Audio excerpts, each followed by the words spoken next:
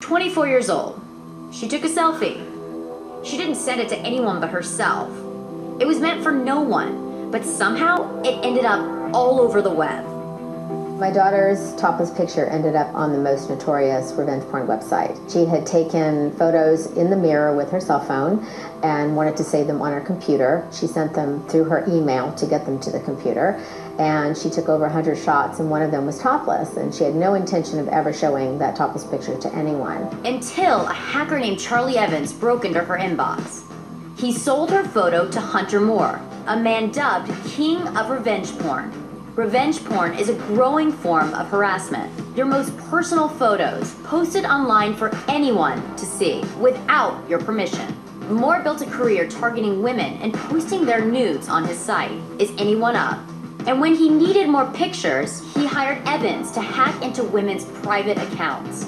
The site became notorious, but those days would end when they took on Charlotte's daughter. When you got the call as a mom, how did you react? Just to see my daughter in tears over this, and I felt so helpless. She was blaming herself, which is what a lot of victims do. I talked to 9 attorneys at the beginning. They did not have a clue about what to do. You kind of take this to a new level as a mother. I mean, you became this private investigator. I realized there's nobody out there to, protect these victims, and so I better learn about it quickly and try to do what I can.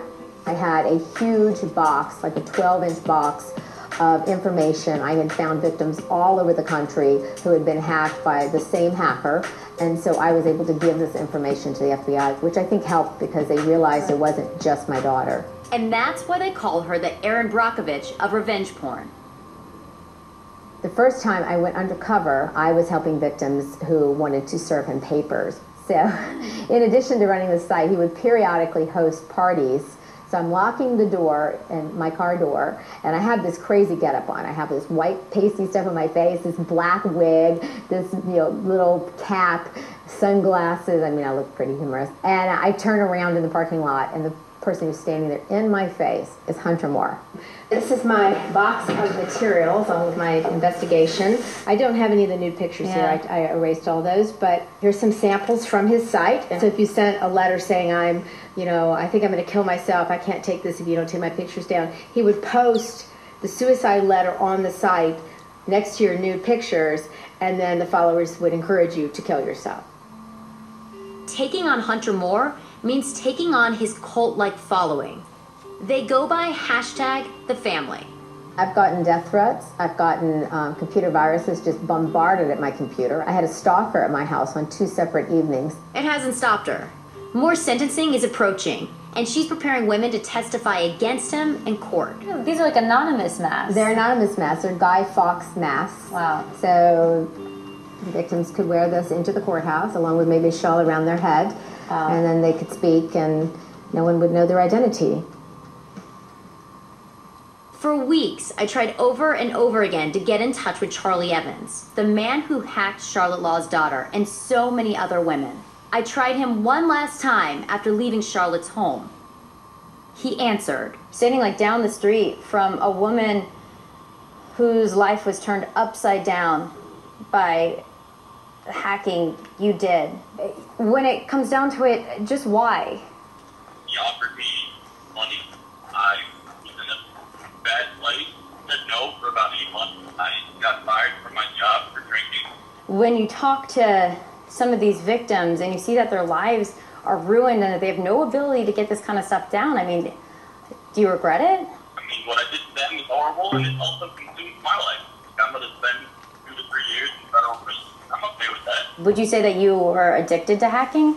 Yeah, actually, my first rehab was for that. I know it kind of sounds like a cop-out, but, it was. What was it like the first time you hacked into a woman's Facebook or Twitter account or inbox? What went through your head? That's a loaded question, because I'll seem like a sociopath if I say it gave me a rush, but... So it seemed like a sociopath, at least it's honest. I mean, it doesn't feel real. When I'm in my room, lights off, door locked, drinking, I don't feel the consequences. Like, if I had to look at somebody in the face to do that, it'd be a different story.